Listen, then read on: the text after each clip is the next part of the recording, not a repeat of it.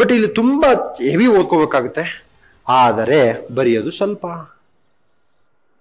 ಓದೋದು ಜಾಸ್ತಿ ಬರೆಯೋದು ಸ್ವಲ್ಪ. ಇದೇ ಕನ್ನಡ ಸಾಹಿತ್ಯದ ಸಮಸ್ಯೆ. ಓಕೆನಾ? ಈಗ ನಾನು ಅದಕ್ಕೆ ಪ್ರಶ್ನೆ ತಂದಿದ್ದೀನಿ 2021 10 ಅಂಕಗಳು. ಎಸ್ ಸರ್ನು ವಚನ ಮತ್ತು ದಾಸ ಸಾಹಿತ್ಯದ ಸಾಮಾನ್ಯ ಸ್ವರೂಪವನ್ನು ತೌಲನಿಕ. ಸೊ ಮಹಾರುದ್ರ ನೀನು ಬಹಳ ಬರೀ ಕೇಳ್ತಾ ಇದ್ದಿ answers sir, answers sir, answers. Yes, hear my answers. 10 ನಿಮಿಷಕ್ಕೆ ಎಷ್ಟು ನಿಮಿಷಪ್ಪ ಇದು? 10 ಅಂಕಗಳಿಗೆ ಅಂದ್ರೆ ಎಷ್ಟು ನಿಮಿಷ ರಜಾ? 7 minutes, 7 to 8 minutes. 7 to 8 minutes ಇದೆಯಲ್ಲ ಬರೆಯೋದು, ಅದು ಬಹಳ ಕಷ್ಟ. ಅದಕ್ಕೆ ಬಹಳ ಪ್ರಾಕ್ಟೀಸ್ ಮಾಡಬೇಕು. ಬಹಳ ಪ್ರಾಕ್ಟೀಸ್ ಅಂತಂದ್ರೆ ಹೆವಿ ಪ್ರಾಕ್ಟೀಸ್ ಮಾಡಬೇಕು. Practice makes man perfect.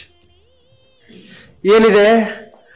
ವಚನ ಮತ್ತು ದಾಸ ಸಾಹಿತ್ಯದ ಸಾಮಾನ್ಯ ಸ್ವರೂಪವನ್ನು ತೌಲನಿಕವಾಗಿ ನೋಡಿ ಸರ್. ಏನಿಲ್ಲ, ನೀವು PYQs ಬಿಡಿಸ್ಕೊಂಡು ಹೋದ್ರೆ ಮುಗಿದ ನಿಮ್ದು ಕೆಲಸ. You will win. ನಾನು ಆ ಬುಕ್ ಓದಿ, ಈ ಬುಕ್ ಸಿಲೆಬಸ್ ತಗೊಂಬನ್ನಿ, ಬುಕ್ಸ್ ಓದಿ, ಪಾಠ ಕೇಳಿ, PYQs ಬರೀರಿ. ಅಷ್ಟು ಬಿಟ್ರೆ ಕನ್ನಡ ಲಿಟ್ರೇಚರ್ ಸಿಂಪಲ್ 1 + 1 = 2. ಸಾವಿರಾರು ಬುಕ್ಸ್ ಓದೋ ಅವಶ್ಯಕತೆ ಇಲ್ಲ. ಜಿಯೋಗ್ರಫಿ ಪಬ್ಬ್ಯಾಡು ನೋಡ್ಬಿಟ್ರೆ ಅವರೆಲ್ಲ ಒತ್ಕೊಂಡು ಹೋಗ್ಬೇಕು ಹಿಂಗ್ ಪುಸ್ತಕನ. ಅಯ್ಯಪ್ಪ ಮೇಲೆ ಒತ್ಕೊಂಡು ಹೋಗ್ತಾರಲ್ಲ, ಅದೇನು ತಲೆ ಮೇಲೆ ಇರುಮುಡಿ ಕಟ್ಟು ಅಂತ. ಇದು ಹಂಗಿಲ್ಲ. ಇದು ಹೆಂಗಿದೆ ಅಂತಂದ್ರೆಗಿನ ಒಂದು ರೀತಿಯಲ್ಲಿ ಎಂಜಾಯ್ ಮಾಡ್ಕೊಂಡು ಹೋಗ್ಬೋದು. ಇದ್ರ ನೋಡಿ ಏನು ಅರ್ಥ ಆಗಲಿ ನಿಮ್ಗೆಲ್ಲ ಹೇಳ್ತೀನಿ. ಎಲ್ಲ ಈ ಪಾಠ ಕೇಳಿಲ್ಲ ಆದ್ರೂ ಅರ್ಥ ಆಗುತ್ತೆ ನಿಮ್ಗೆ. ಪಾಠ ಕೇಳಿದ್ರೆ ಅರ್ಥ ಆಗುವಂತ ಸಬ್ಜೆಕ್ಟ್ ಇದ್ರೆ ಕನ್ನಡ ಲಿಟ್ರೇಚರ್ ಮಾತ್ರ.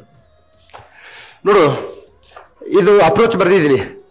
ನಿಮ್ಗೆ ಏನಾಗುತ್ತೆ ಗೊತ್ತಾ? ಒಂದೇ ಬೇರೆ ಆನ್ಸರ್ಸ್ ಕೊಟ್ಟರೆ ಗೊತ್ತಾಗಲ್ಲ. ನೋಡಿ, ಒಂದು ಪುಸ್ತಕದಷ್ಟು ಮಾಹಿತಿ ಹೊಂದಿದ್ದರೂ ಅದನ್ನು 1-2 ಪುಟಗಳಿಗೆ ಬಟ್ಟಿ ಇಳಿಸುವುದು. ಏನಪ್ಪಾ ಬಟ್ಟಿ ಇಳಿಸುವುದು ಅಂದ್ರೆ ಸೋಮೇಶ? ಫಿಲ್ಟರ್ ಮಾಡಬೇಕು, ಕಡಿಮೆ ಮಾಡಬೇಕು. ಏನ್ ಕಡಿಮೆ ಮಾಡಬೇಕು? ಬರೀ ಓನ್ಲಿ ಕಾನ್ಸಂಟ್ರೇಟ್ ತರಬೇಕು. ಈಗ ಹಾಲು ನೀರನ್ನು ಬಟ್ಟಿ ಇಳಿಸ್ಬೇಕಂದ್ರೆ ನಾವು ನೀರನ್ನು ತೆಗಿಬೇಕು, ಬರೀ ಕೇವಲ ಹಾಲು ಮಾತ್ರ ಬರಬೇಕು. ಎಸ್ ಸರ್, ಏನ್ ನೀರು ಮಾತ್ರ ಬೇಕಪ್ಪ ನಿಮ್ಗೆ? ಬಟ್ಟಿ ಇಳಿಸೋದು, ಬಟ್ಟಿ ಇಳಿಸುವಿಕೆ, ಇವೆಲ್ಲ ಕನ್ನಡ ಪದಗಳು. ಇವು ಸಂಸ್ಕೃತ ಅಲ್ಲ, ಕನ್ನಡ. ಓಕೆನಾ? ಬಟ್ಟಿ ಇಳಿಸುವುದು ಉತ್ತರ ಬರೆಯುವ ಕೌಶಲ. ಸರ್, ಇದು ಬಟ್ಟಿ ಇಳಿಸೋದು ಯಾವಾಗ ಬರ್ತದೆ ಸರ್? ಬಟ್ಟಿ ಸರಿಯಾಗಿ ಕೊಟ್ರೆ ಬರಲ್ಲ. ಡೈಲಿ ಬರಿಬೇಕು. ಬಟ್ಟಿ ಇಳಿಸ್ತಕ್ಕಂಥದ್ದು ಡೈಲಿ ಬರಿಬೇಕು.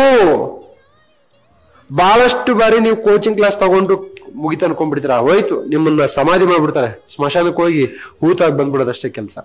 ಏನು? ನಿಮ್ಮ ಪ್ರಿಪ್ರೇಷನ್, ನಿಮ್ಮನ್ನಲ್ಲ, ನಿಮ್ಮ ಪ್ರಿಪ್ರೇಷನ್ ಅನ್ಕೊಂತೀರಾ.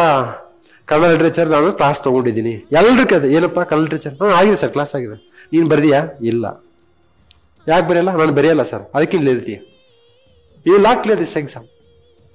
ನೋಡಿ, ಕನ್ನಡ ಸಾಹಿತ್ಯ ಸರಸ್ವತಿ ದೇವಿಯ 2 ಕಣ್ಣುಗಳಂತೆ ಕಂಡುಬರುವ ವಚನ ಮತ್ತು ದಾಸ ಸಾಹಿತ್ಯ ಕನ್ನಡ ಸಾಹಿತ್ಯ ಭಂಡಾರದ ಶ್ರೀಮಂತಿಕೆಯನ್ನು ಇಮ್ಮಡಿಗೊಳಿಸಿವೆ. ಏನು ಅನಿಸುತ್ತೆ ಇಂಟ್ರೊಡಕ್ಷನ್ ಓದಿದ್ರ? ಹೊಸ ಪದಗಳು, ಸಾಹಿತ್ಯಾತ್ಮಕವಾಗಿದೆ. ದಾಸ ಸಾಹಿತ್ಯವನ್ನು ಕನಕದಾಸರು ಬರೆದರು, ವಚನ ಸಾಹಿತ್ಯವನ್ನು ಶರಣ ಬಸವಣ್ಣವರು ಬರೆದ್ರೆ ಮುಗೀತು ನಿಮ್ ಕತೆ. ಅರ್ಥ ಆಯ್ತಾ?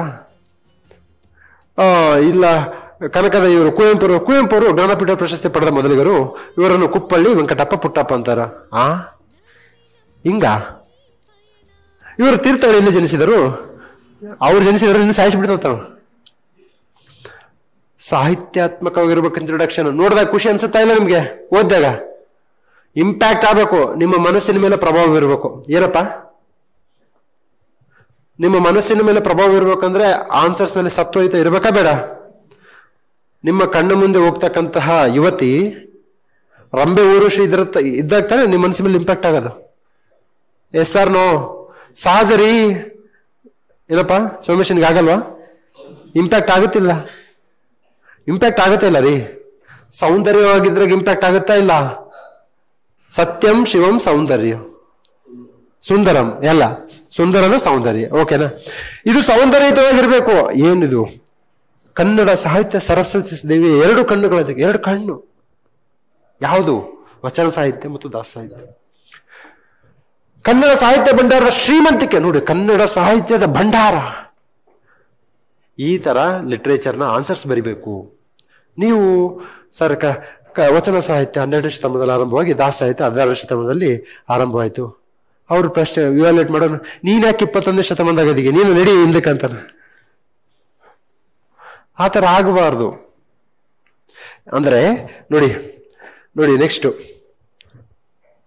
ನೋಡಿ, ಪ್ರಶ್ನೆಯ ಮುಖ್ಯ ವಿಭಾಗಗಳು. ಇದು ಆನ್ಸರ್ಸ್ ಅಲ್ಲ ತಮ್ಮ, ನಿಮಗೆ ಅಪ್ರೋಚ್ ಕೊಡ್ತಾ ಇದ್ದೀನಿ, ಇದು ಆನ್ಸರ್ಸ್ ಅಲ್ಲ, ಅಪ್ರೋಚ್. ರಿಮೈನಿಂಗ್ ಸಾಮಾನ್ಯ ಸ್ವರೂಪ, ಸಾಮಾನ್ಯ ಸ್ವರೂಪ ಮತ್ತು ತೌಲನಿಕತೆ. ತೌಲನಿಕ ಅಂದ್ರೆ ಏನು? ತೌಲನಿಕ ಅಂದ್ರೆ ಕಂಪ್ಯಾರಿಟಿವ್. ಕಂಪ್ಯಾರಿಟಿವ್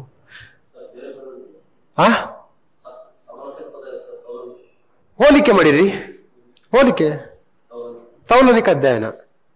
ಇದೇ ಪದಗಳನ್ನು ಬಳಸ್ಬೇಕು ನೀವು ಕನ್ನಡ ಸಾಹಿತ್ಯದಲ್ಲಿ. ಹೋಲಿಕೆ ಮಾಡಿ ಬರೀರಿ ಅಂತ ಅನ್ಬಹುದು, ಇಲ್ಲ ಅಂತ ಹೇಳ್ತಾ ಇಲ್ಲ. ಆದ್ರೆ ನೀವೊಬ್ಬ ಅವಾಗ ಸಾಮಾನ್ಯ ಮನುಷ್ಯ ಆಗ್ತೀರ.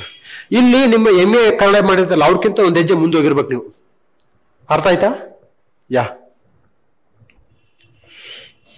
ನೆಕ್ಸ್ಟ್, ಕಾಲದ ದೃಷ್ಟಿಯಿಂದ ವಚನ ಸಾಹಿತ್ಯ 12ನೇ ಶತಮಾನದಲ್ಲಿ ಕಂಡು ಬಂದರೆ ದಾಸ ಸಾಹಿತ್ಯ 16ನೇ ಶತಮಾನದಲ್ಲಿ ಪ್ರವರ್ಧಮಾನಕ್ಕೆ ಬರುತ್ತದೆ. ಶೈವ ಧರ್ಮ ವಚನಕ್ಕೆ, ವೈಷ್ಣವ ಧರ್ಮ ಕೀರ್ತನೆಗಳಿಗೆ ಬುನಾದಿಯಾಗಿದೆ. ಇದರ ಅರ್ಥ ಯಾರಿಗೆ ಗೊತ್ತಾಯ್ತು? ಗೊತ್ತಾಯ್ತು ತಾನೆ? ಸಿಂಪಲ್ ಇದೆ ತಾನೆ? ಕಾಲ ವಚನ ಸಾಹಿತ್ಯ 12ನೇ ಶತಮಾನದಲ್ಲಿ, ದಾಸ ಸಾಹಿತ್ಯ 16ನೇ ಶತಮಾನದಲ್ಲಿ. ಅವ್ರಿಗೆ ಶೈವ ಧರ್ಮ, ಇವ್ರಿಗೆ ವೈಷ್ಣವ ಧರ್ಮ.